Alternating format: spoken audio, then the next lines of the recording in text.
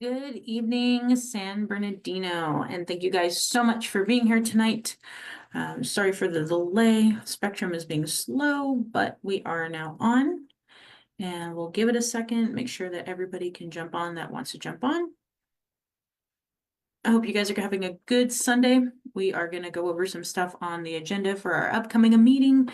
And it shouldn't be super, super long because it's not a super long agenda, but there is some good stuff that I want to make sure that you guys are aware of as we prepare to make I think, some good decisions and some good stuff happening. So, okay, I see that we're live. Let's go ahead and we're going to jump in.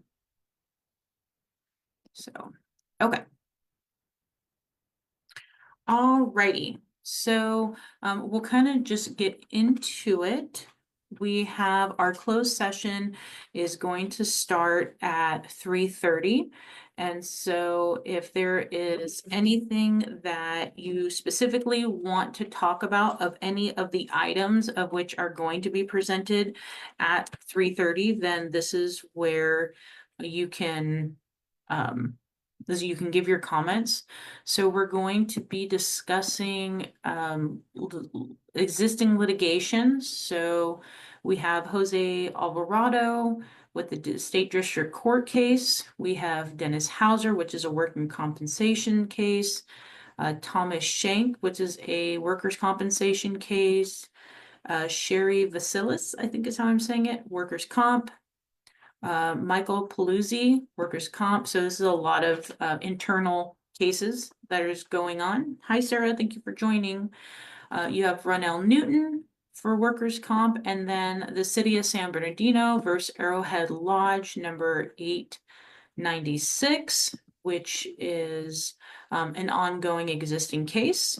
And then there are two different cases. You have a conference with legal counsel, anticipated litigation, significant exposure. So there are two cases coming up for that. And then there is a conference with legal counsel on anticipated litigation. So we'll be discussing those. And then ongoing public employee performance evaluation process. So as you know, we've been going through the performance evaluation of the city clerk and the city attorneys. So we'll just continue moving forward with that. And then the public employee appointment of and appoint an interim city clerk. So for those of you that have reached out and asked, yes, our city clerk is no longer going to be with us, and it's not a surprise. So this is the city manager is going to meet with the recruiters so that we can work to make sure that we have a smooth transition out. And so that'll be going on in closed session. And then you have a conference with the negotiators. So as you know, we are continuing to work with the unions as we get ready for the end of their contracts are coming up to term. So this will be an ongoing conversation with the different labor unions and the guy that you saw that we had hired for the negotiation portion. And they meet with the whole team and then come to whatever agreement that they'll come up with. So there is nothing written, and I know some of you guys are wondering where we are with this conversation, but this is all being worked out. At first it gets worked in the city and then it comes to council. So council does not sit and do labor negotiations. We're like that final component of agree versus disagree. So, but that was a really good question the other day. So thank you for that. And then at 5 o'clock, oh, I'm sorry, you guys are texting. So let's see, Genevieva is with the city of Vernon now. Does her performance evaluation close now? that she's left. No, so we will continue. Great question. For those, we are paying for, to evaluate. We have a consultant to continue the evaluation. So we are going to make sure that we complete the evaluation of the city clerk as well as the city attorney. Genevieve leaving does not change, us not completing and submitting for her file, her evaluation. And, as you know, this is not new. So she was applying back in December and January. The city of Vernon has been recruiting since last year for a city clerk. So although it wasn't known to us exactly her exit date, this is a part of the process. So we're going to continue to move forward with what we have paid to do. So great question, you guys. Good evening, Councilwoman Calvin, former Councilwoman Calvin, and Donna. Thank you guys for joining. So at 5 o'clock, we go into open session, and whatever is agreed upon in closed session, we will report out if there's any votes. Then there's going to be 3 presentations. So we're going to do a proclamation for the National Senior Game Week for the city of San Bernardino, which is March 17th through the 23rd. And then very, very excited to give a certificate of recognition to the varsity boys basketball team for Aquinas High School. They won the Division 3A championships. So congratulations. And although they didn't take state, this is such a great achievement, and it's so wonderful to recognize all the hard work of our students. And so I'm very excited for that. And then add the Animal Services Department projects and program update. So we will get to hear directly from the department about any of the ongoing things that are happening and where the current status of the department is. So I know a lot of you care very deeply for the animal shelter, and this is going to be your opportunity to hear from them directly. And then the city manager will provide his update, and then any public comments for things that are not on the agenda. So very good. Okay, then we have the consent calendar. So remember, these are things that we're not discussing. If there are any additional questions, we can definitely pull them and ask for clarification. And so we are going to approve the allocation of $600,000 from the general fund for rapid rehousing and our partnership with the Salvation Army.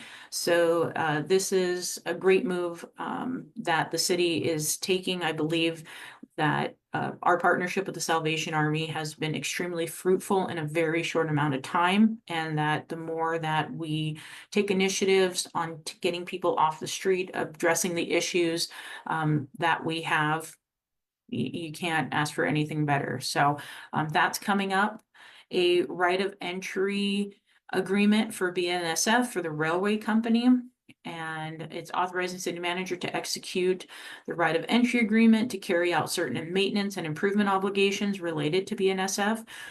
Ono lead track extension project and completion agreement. So this is, someone had asked me about the obligation BNSF has, or the other railroads, to cleaning up around the tracks. And I will follow up on that. I know that everybody has their jurisdictions. I don't specifically know if this right of entry has anything to do with maintaining, graffiti or whatever. So I will definitely follow up on that for you. So very good question.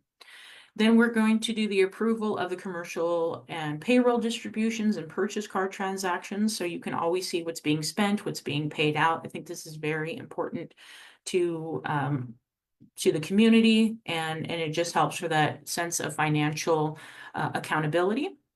And then receive and file the city's annual comprehensive financial report and popular annual financial report. So someone had asked, is this the same thing as the forensic audit? It is not. The forensic audit that the council requested and approved last year is completely separate, and that is still coming. So these are just required financial reports that the city continually submits. So There will be more on that at a later time.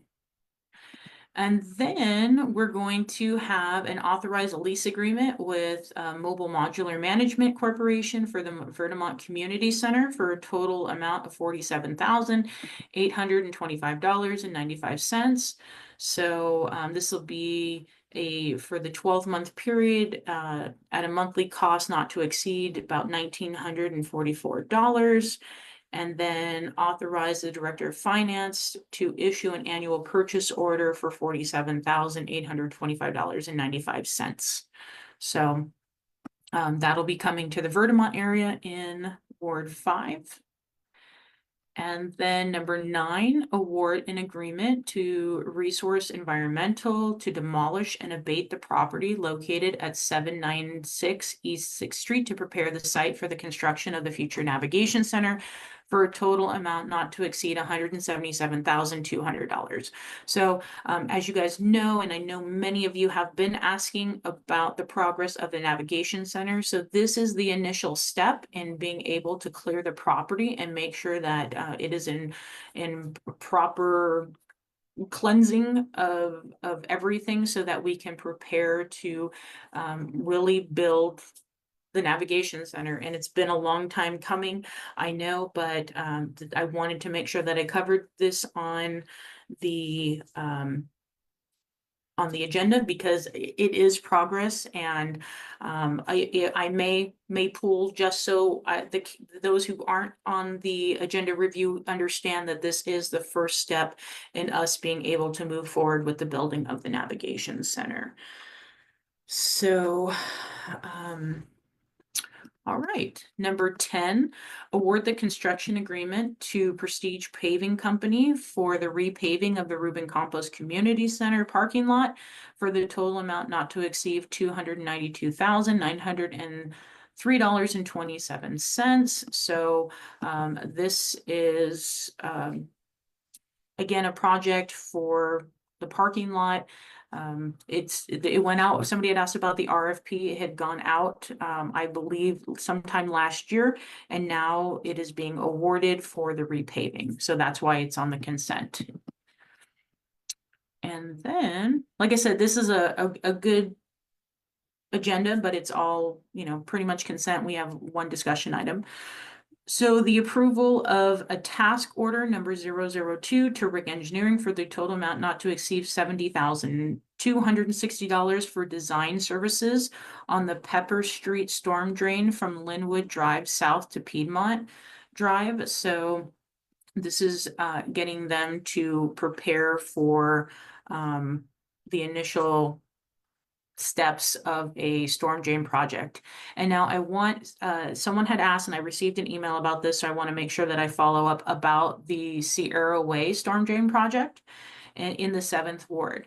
So at the end of last year, the engineer on the project, I'm sorry, the owner of the engineering firm on the project passed away, and that firm closed.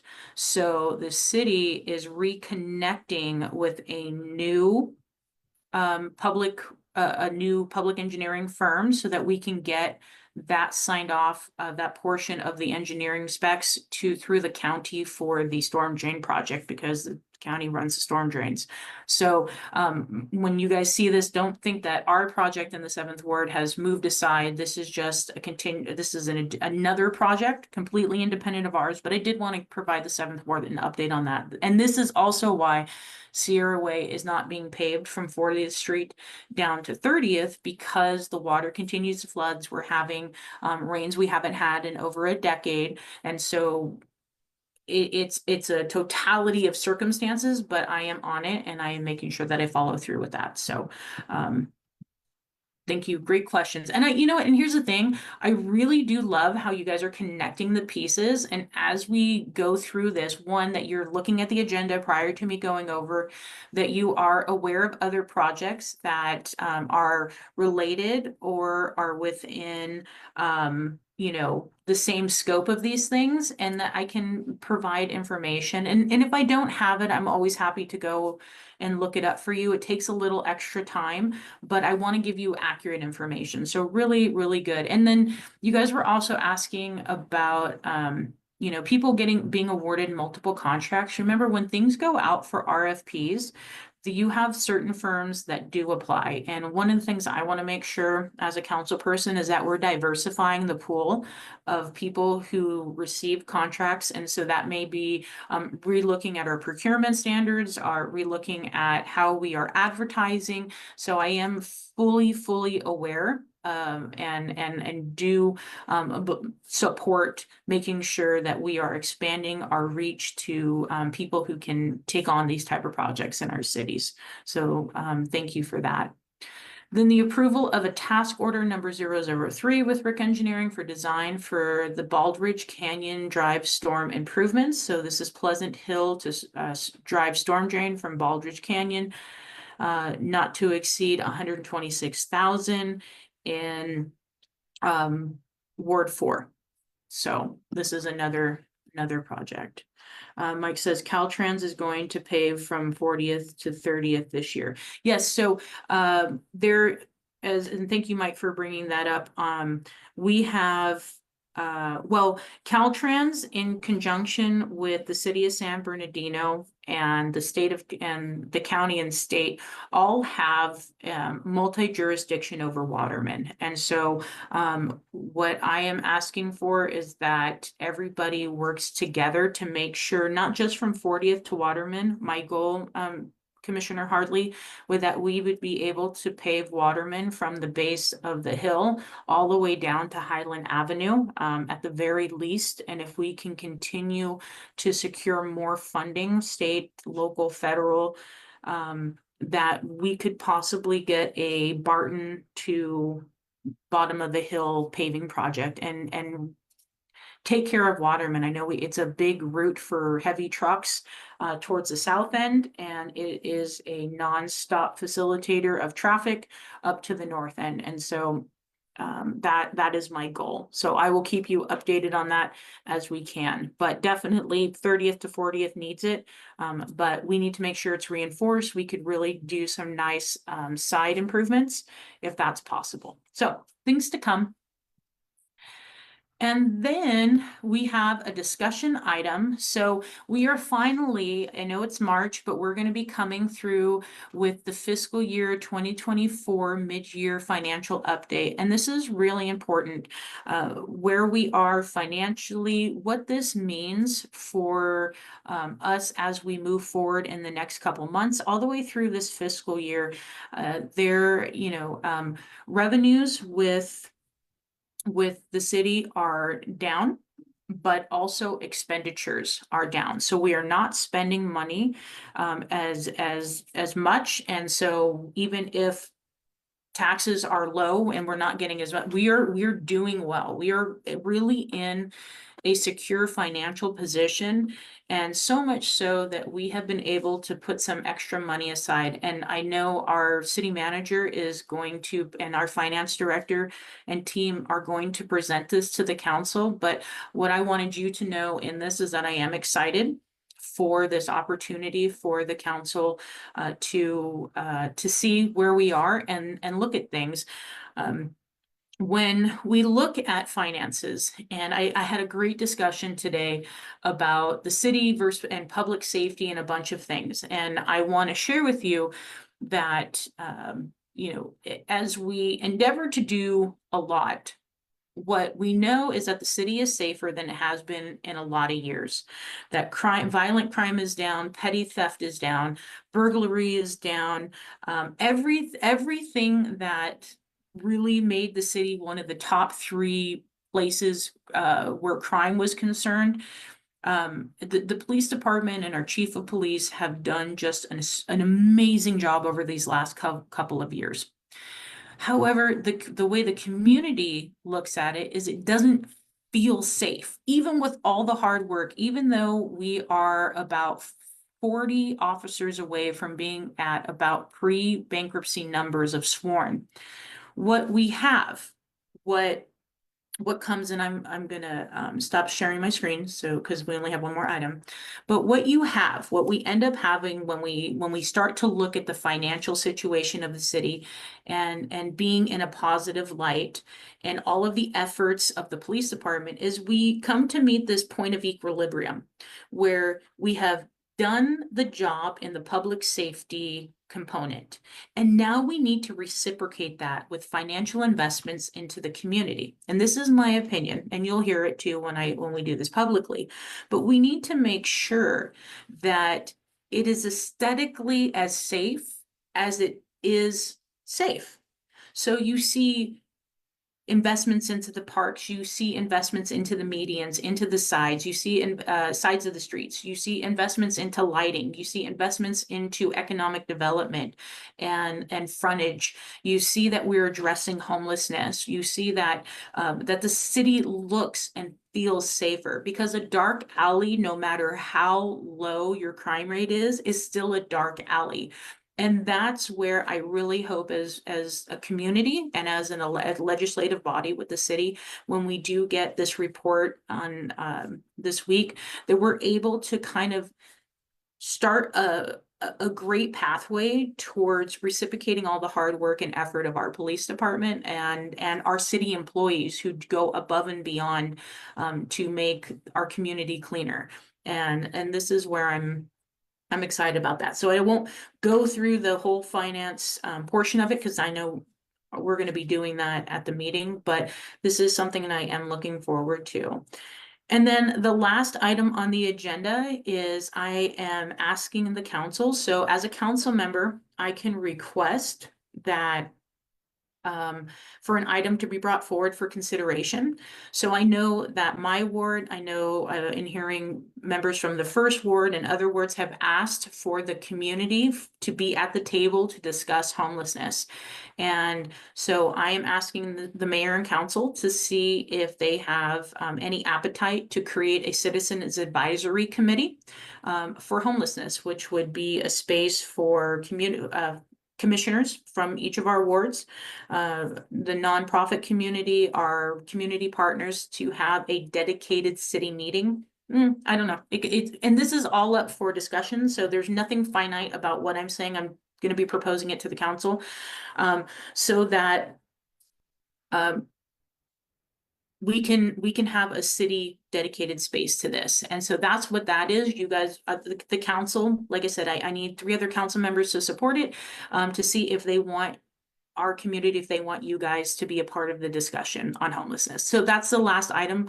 And we'll see where it goes. As always, what I plan to do is to bring forward the priorities of the community to a vote of the council, so that you know what can and can't happen and why and will or won't happen. So that's really what we're going to be doing at our next council meeting. And so let's see, for the 600,000 for the rapid rehousing, is that going to also help the mentally ill that are out there? I still feel like there's a need for the mental hospital or something. So rapid rehousing is going to be available to those that can be a part of rapid rehousing. And I know that kind of sounds redundant, but Ms. Laura, for what you're saying with the mentally ill and and I'm going to include the drug addicted into this. What we know is that most are not prepared for the type of housing that's available, to be in a stipend, a hotel room, to be in a shelter. And I've had great discussions with Mayor Tran on this, are still working, is to find, and this is where we're still looking to for Patton State Hospital, for a treatment facility for the mentally ill and drug addicted to be able to go through and be treated with the proper care, proper professionals. And that's a separate component of being able to house people that are available and have the ability to be successful in that type of environment. And that is always going to be a part of that conversation. Remember, my goal in addressing and being able to do my portion of addressing homelessness is that we are taking into consideration the multifaceted groups that exist within the realm of homelessness, and individualize our approach to where, if you want help, there's help. And let me tell you, I sit on a homeless Continuum of Care Commission Board. There is so much help out there.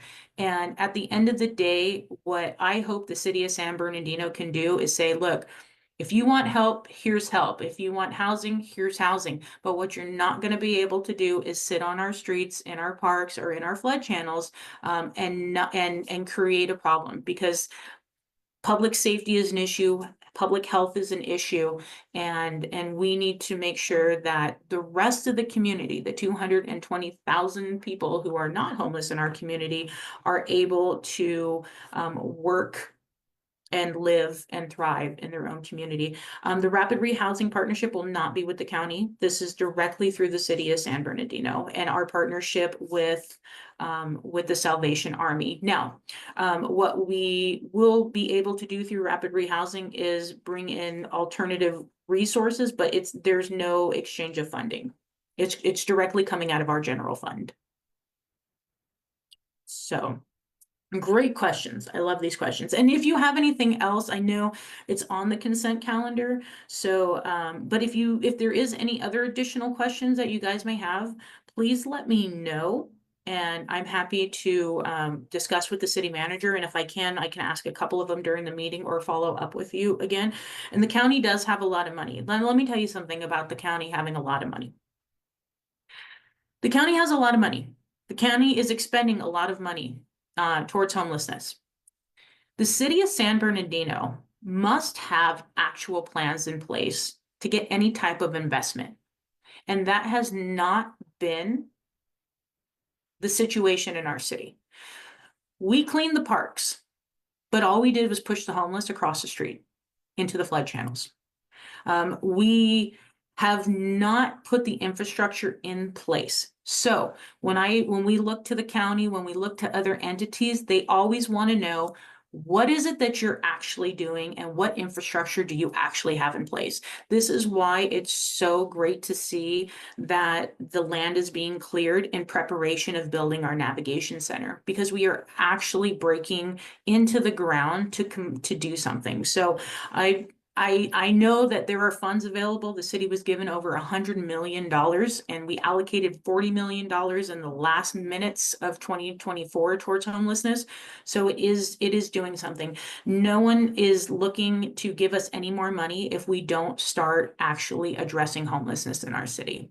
So that's a great, I just want to throw that out there to your point, Mike. So. Okay, guys, well, thank you so much for joining. Thank you guys for your great questions. And like I said, I'm happy to follow up with you. This is what's coming for our meeting. And as always, I am appreciative of all of you. Remember, stay engaged, stay educated, and continue to be empowered to take part in your own democracy. So I will see you very soon. Have a happy, wonderful rest of